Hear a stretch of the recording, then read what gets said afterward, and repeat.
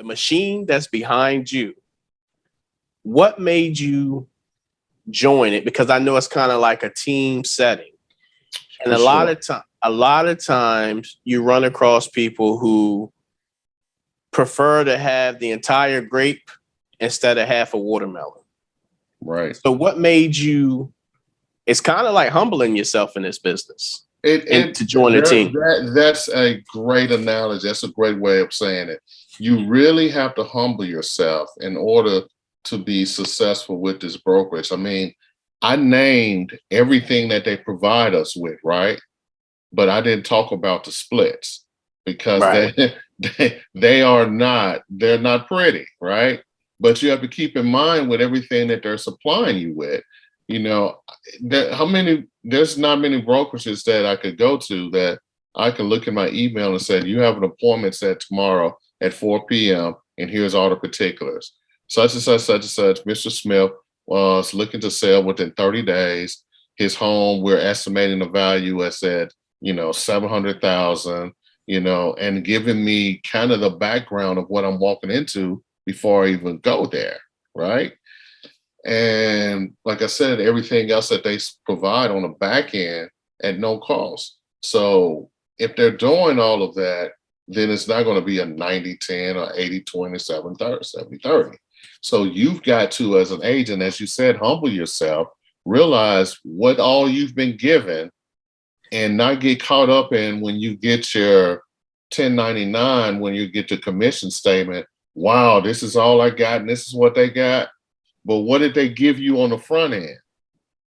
What did they give you initially? Would you have had that lead without them? You know what I mean? So a lot of people they just can't get past the numbers, right? So what you have to do is figure out a way to make it work for you. Otherwise, it's not for you. It's not for everybody. Welcome to the Real Estate Proverbs Podcast. I'm your host, Kevin Jefferson. Today, our guest is Mr. Darean Hayslett. How are you, brother? I'm good. How are you? I'm doing well. Tell us a little bit about who you are. I am a real estate agent here in the state of Georgia. Been an agent for almost 7 years. I've been in the real estate industry as a whole for almost 18 years. I've been a loan officer, mortgage broker, and now I'm a real estate agent. So, real estate has been my passion for quite some time. What did you do prior to real estate?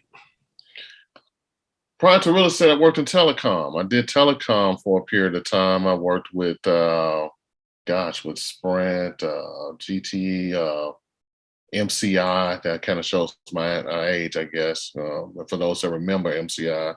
And then I became an authorized reseller of Sprint phones, like Nextel. And but I did telecom for about 10 years.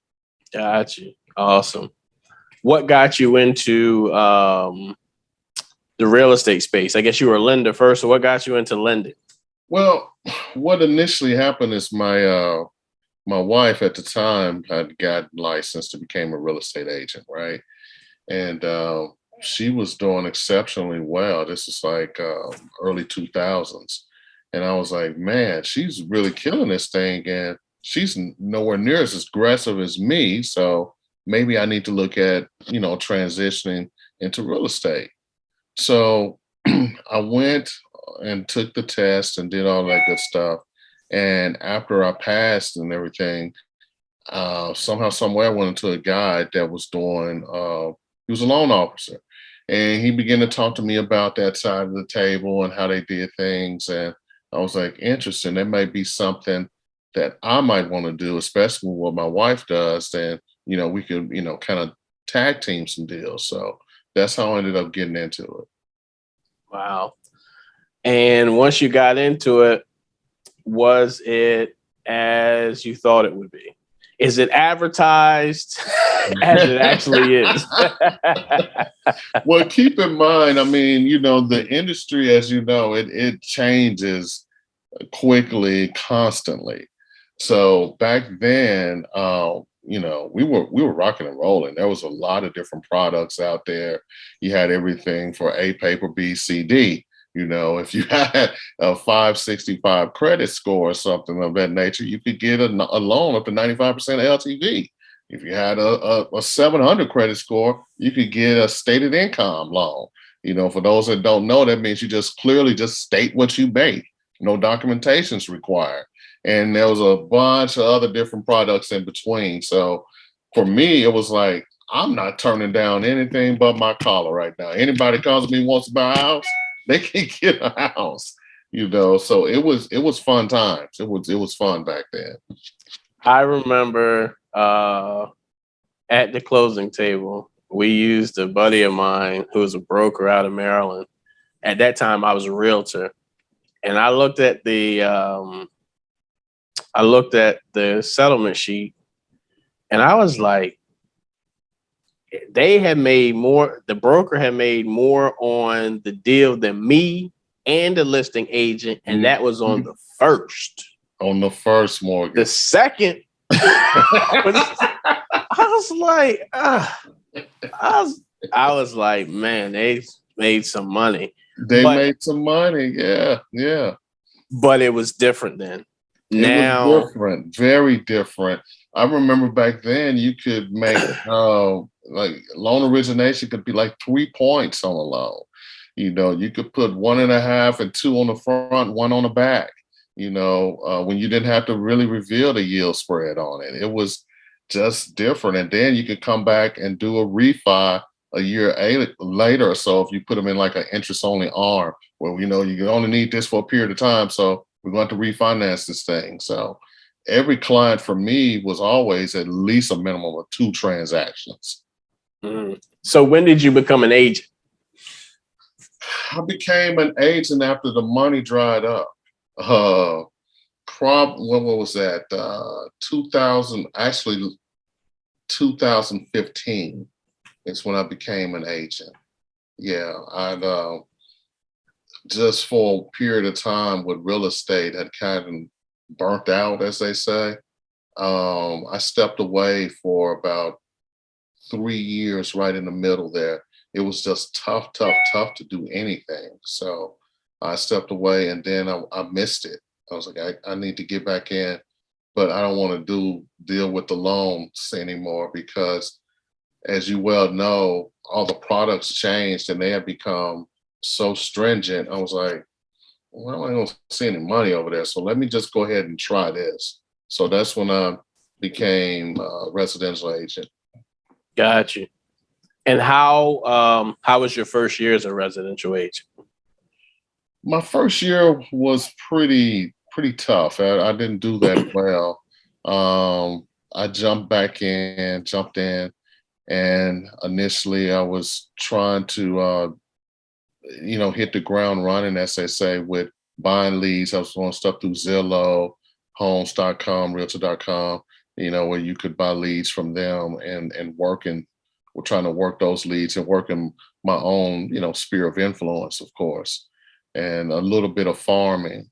So it was tough initially for me to get going. So that first year, gosh, I didn't make very much money. Probably made about $30,000.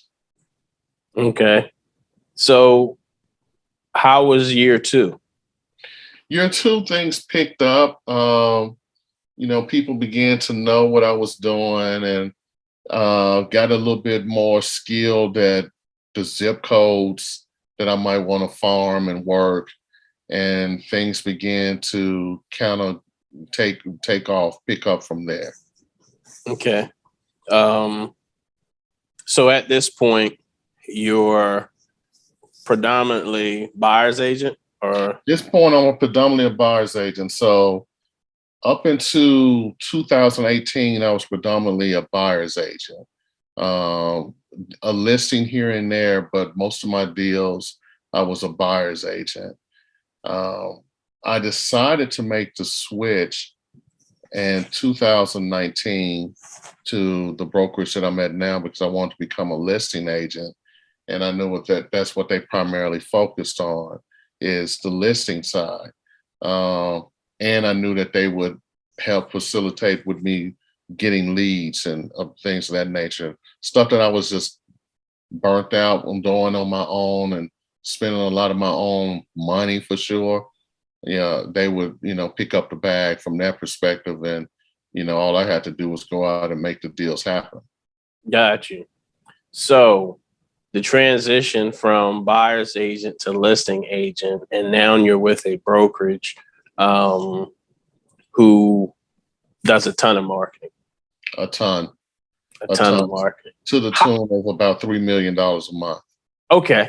That was my question. That's what they spend on marketing. So I'd rather them spend that money than me spend $1,000 a month on trying to market and maybe get a deal out of it, Right. So when you switched over to a predominantly listing agent, that first year, how did you fare in terms of actually getting listings? That first year I did fairly well. I got close to six figures that first year. And then the next year, it really just took off, and I've been pretty much where I am now. I've seen my income increase steadily every year. How many listings, like number of units? Sure, you remember? So my first year, I think I did 32. Then the next year I did 48. But the next year after that, I was like, okay, I kind of know what I want to do. I kind of got this thing down, but I'd started working with an investor or two. So I'm like, if I can manage, still manage to do a decent number of listings with some of the investors that I have, I won't have to do as many listings. And that's where I am now. That's the space I am now. So, the brokerage, we advertise a lot of, we'll buy your home, with the programs that we have. So with me having investors of my own, I'm able to, let them look at some of these deals that the brokerage might not even want to buy. So it just kind of works out. So the brokerage that you're with, they supply the leads for the listings? Correct. They supply the leads. They'll actually set the appointments. They supply a lot. With the business cards, the lock boxes, the yard signs. We don't have to pay for any of that. So with everything, and then the back office, you have admin people that do a lot of the paperwork. They do supply a lot for an agent. It's a great brokerage if you're new to the industry and you need to learn this business. There's no other place where you won't learn. You learn how to be an agent here from beginning to end, because you're going to see almost every transaction, every type of transaction.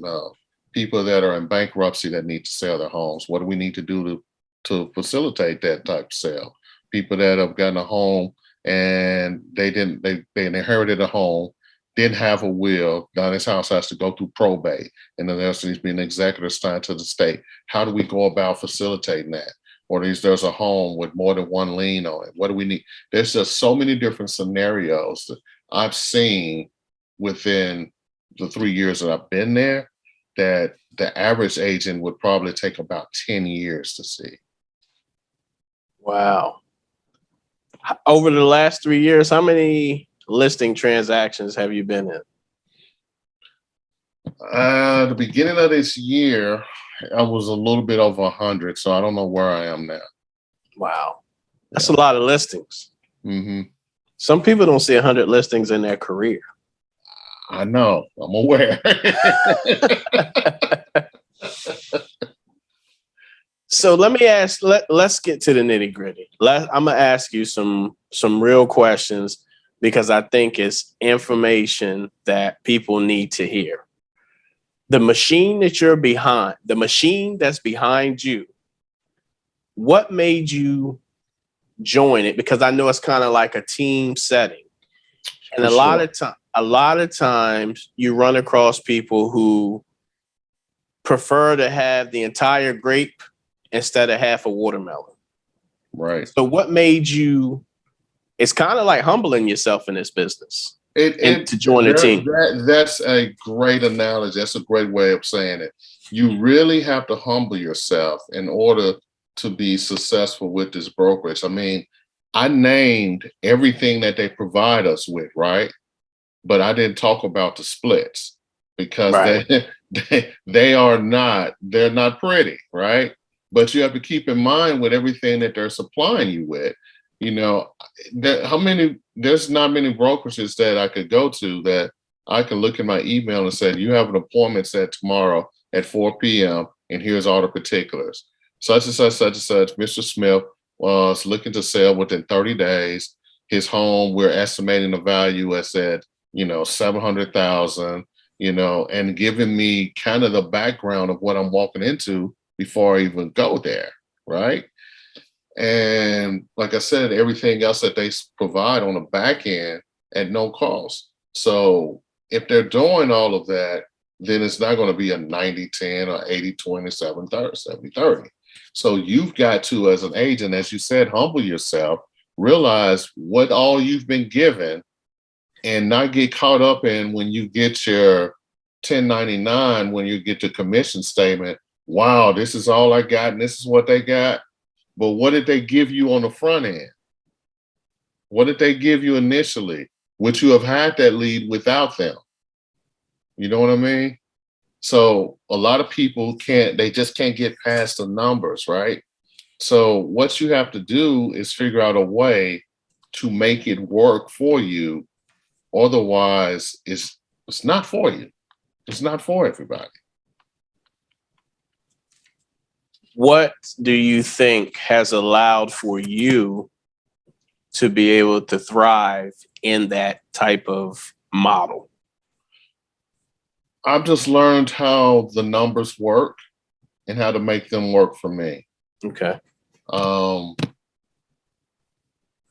The listing side, like I said, I could do a ton of listings. I could perform at a high capacity, but performing at that level, honestly, I'm still human. I get burnt. You get burnt out. You get tired sometimes, right?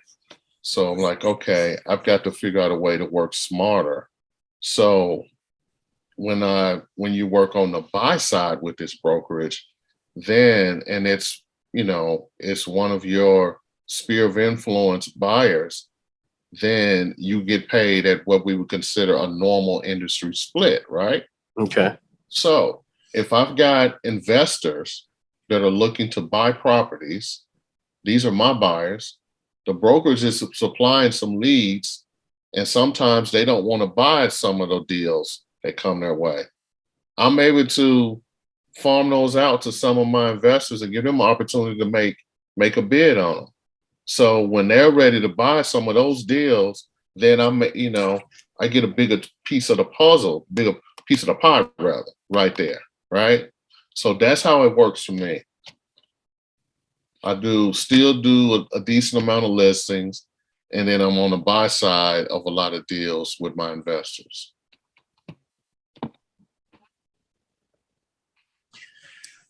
So you said something that is very different than what people assume from a listing agent. See, you hear about the buyer's agents getting burnt out and fatigue, but you rarely hear it from a listing agent because I don't think people know what goes into being a listing agent either. They don't. They think that it's a whole lot easier than a buyer's agent. And in some areas, yeah, you're not driving around a lot, doing a lot of showings, but you still are responsible for getting this client's home the showings that it needs and getting it, making sure that it shows properly. Most homes need professional photos. I mean, we're a very visual society right now, so those photos need to pop. Some homes need to be staged properly. There's certain things that go into just making sure that it shows properly. And then we have to get through a home inspection a lot of times, which kills a deal a lot of times. So on the front end, you're telling this seller that want to list their home, they want top dollar. These are the things that we need to do to get you to the price point that you're looking for. And some are very receptive, some push back because this is their home. And now, you're looking at it as an asset. So some people get a little taken aback when you start picking a home apart. Right. It's just the reality of the situation. Right. So we know that, there's a lot that goes into it on both sides, buyer side and listing agent side. From your perspective, when you walk in the door as a Black man looking to list this house, which is probably predominantly white, Mm-hmm. what challenges are you up against? Oh, man. First of all, for me, I've got to read the room. And that, as a Black man, you can tell when you get there what it is, right? And then I feel like a lot of times I've got to be twice as good. That's why I've always tried to perform at a high level. Um, you're going to get questioned. They want to see how knowledgeable you are. A lot of times, you need to be prepared for that, and just prepared. Seriously, to be asked a ton questions about every scenario. So for me, just having the experience does come in handy right there. Um, Fortunately, I haven't run across too many situations where it's become much of a conflict or a challenge. Because I've literally been told by some clients, man, I don't care about one color, and that's green. You give me what I want. That's all I care about. And but everybody, of course, doesn't think that way. You know that. Right. So there are some, and there's a reason why there are certain counties or areas that I don't go to. I don't. You're not gonna get me to go north of Forsyth County. I'm not going up in Jasper and all that. No, I ain't doing it. So as a listing agent, what are some pointers that you can give to someone who aspires to be a listing agent? You a lot of times, I'm sure if you have conversations with agents on the opposite side of the transaction, when they start to see your name multiple times, it's like, hey, how can I get into this? What are some tips that they need to know to kind of set themselves apart other than just putting their sign in the front yard?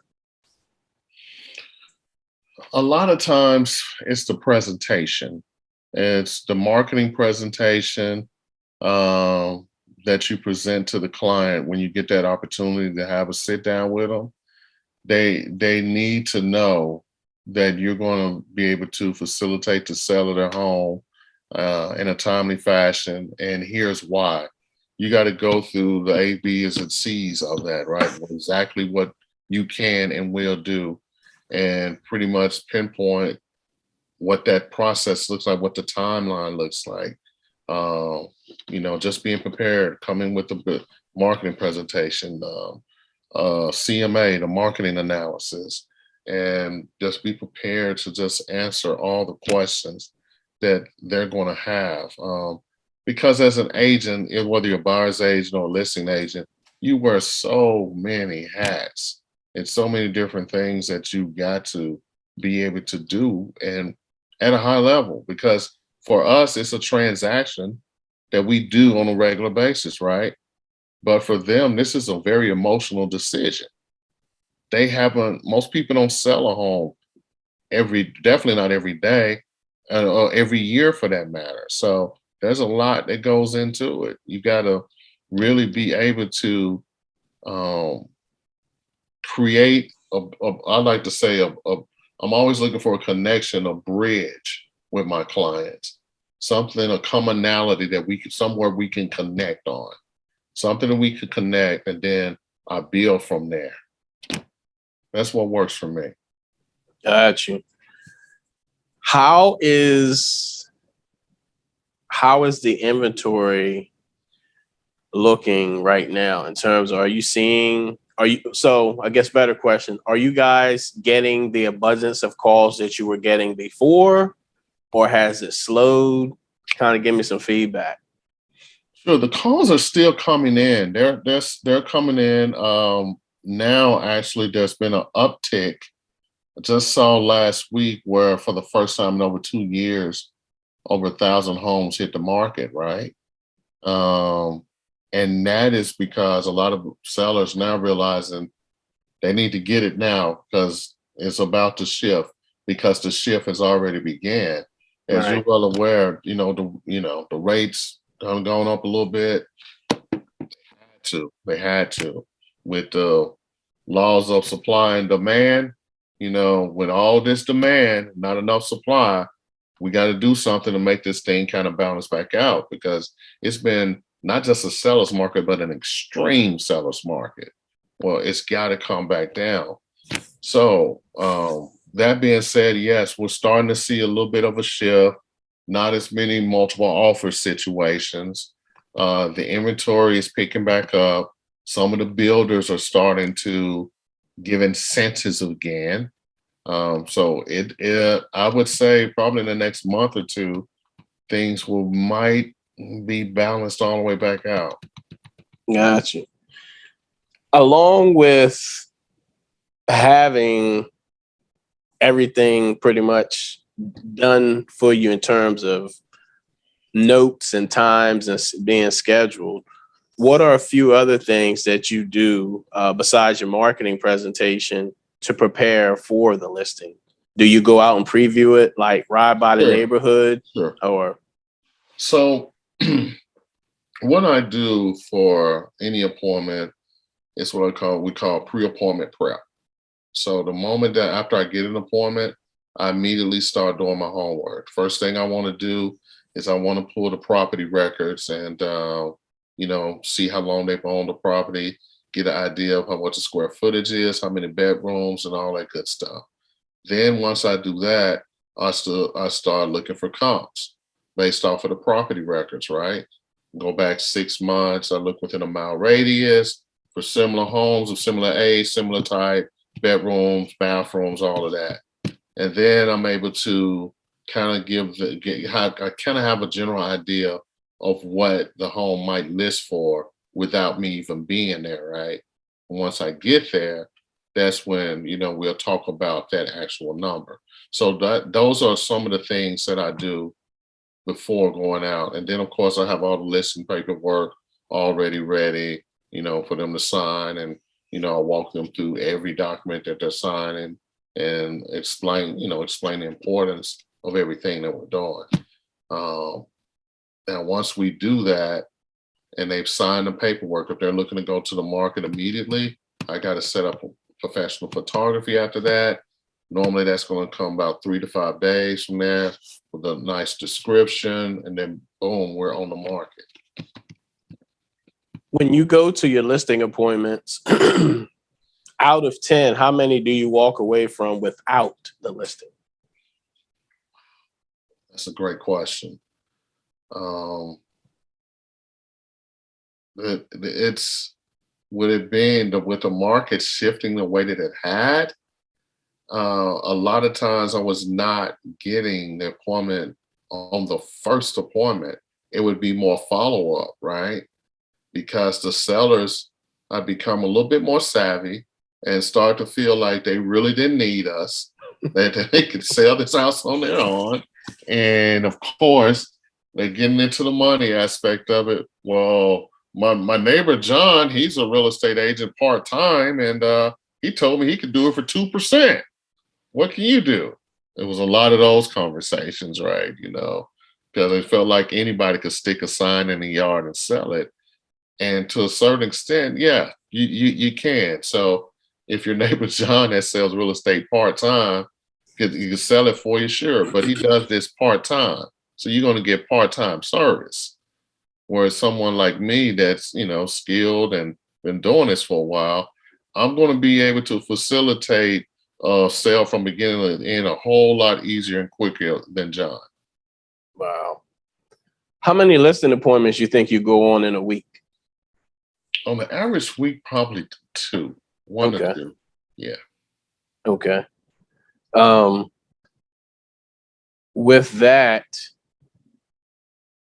I'm sorry, I didn't even answer your original question. You asked me how many listings that I get, what I've gotten out of 10. well, how many you wouldn't have gotten? Like you went on 10 appointments and then you walked away, but you didn't get those listings. Probably about half of them Wow. Last year, yeah. Yeah, it was a little bit tougher. Yeah. With all that's going on in the market, and with you guys spending so much on marketing dollars prior to COVID, was that the same budget or did it increase or decrease to your knowledge?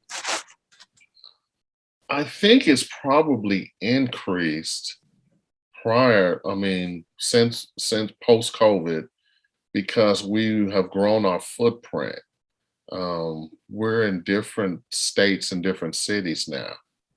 So, with us being in North Carolina, South Carolina, we're in Tennessee, we're in Florida now. We're about to go over to Texas.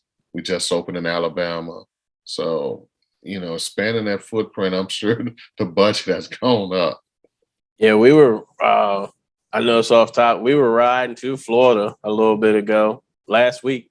And my wife was like, "Are they here in Florida?" I said, "Yeah, I thought they were just in Georgia." I said, "Nah, not No, just Georgia. Not no, just no. Georgia. We are Big growing. old billboard going down Mhm. the 95. I mean, 75. You can't meet up, go down any 400, 285, 85. The billboards are everywhere. They're everywhere. Wow. How often do you get to see him? I used to see him very regularly when I was working in a corporate office, right?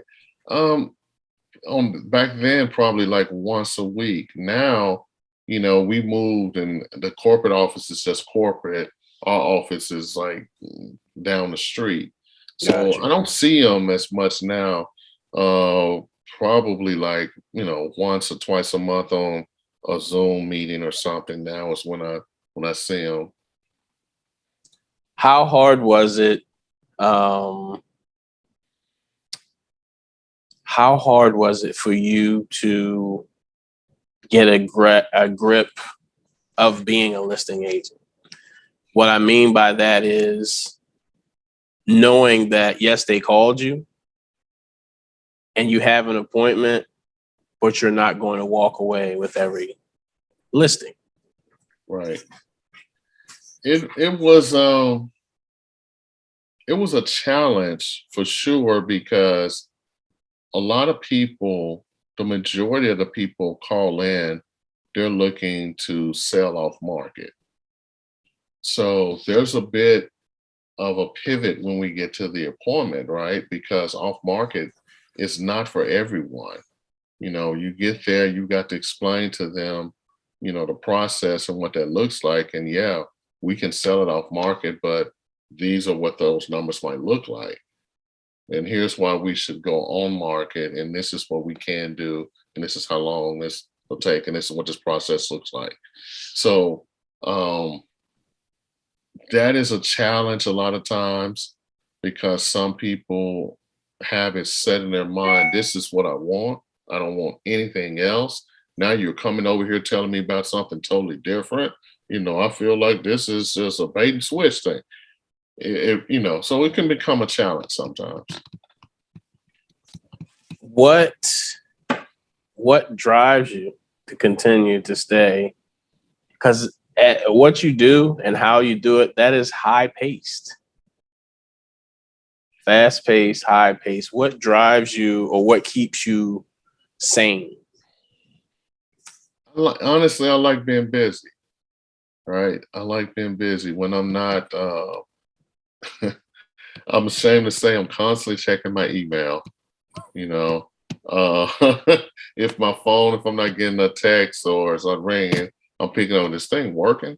You know, I just like to move in a fast paced environment.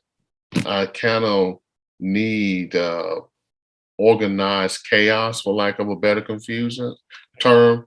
Not confusion, chaos, but not confusion, because I just like being busy. What do you do?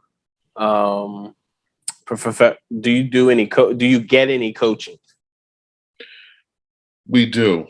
We constant on an ongoing basis.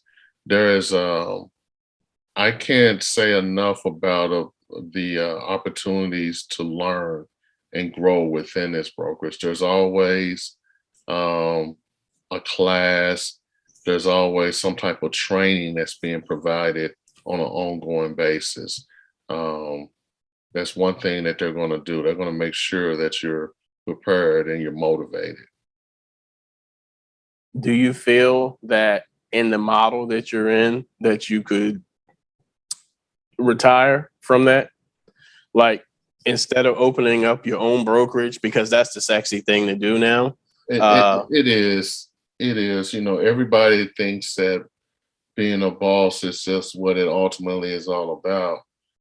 But having your own brokerage, there's a lot of responsibility that comes with that. That's the backside of that people don't look at. Like, if I own my own brokerage right now and I had 10 agents working for me, okay, that's nice. I'm going to get a piece of each one of those transactions. But also, these people out there working for me, they're representing my company. So as soon as there is a discrepancy, which there very well will be in some transactions, I may be the one that's left liable. You know, I may get sued. The agent gets sued, and I get sued too. That's why they have a thing called E&O, errors and omissions, and insurance for that, and just other things that are on the backside that people don't think about when you're talking about becoming a broker. It's a lot of responsibility there. So to answer your question, could I retire at this pace doing it this way? Probably not. No, that's why I'm looking to diversify. I'm doing other things to make sure that I'm okay. Recently, I know crypto has been sexy for a minute now. I got in on that a few years ago. Got a little bit of a stock portfolio. And over the next couple of years, I'm going to look to buy and hold some properties myself. Okay, cool. Well, man, this has been insightful and eye-opening. For anyone who's interested in potentially reaching out to you and having a conversation with you, as they say, pick your brain, how can they get up with you? Sure, that's easy. They can feel free to email me at dhayslett@gmail.com, or they could call me directly, 678-476-4689. Awesome. Hey, this has been amazing. You've been listening to the Real Estate Proverbs podcast. I'm your host, Kevin Jefferson. My man, Darean Hayslett. Have a great day. Thank you for watching the Real Estate Proverbs podcast with Kevin Jefferson. Make sure you like this video and subscribe to the channel so you can be notified when the latest video drops.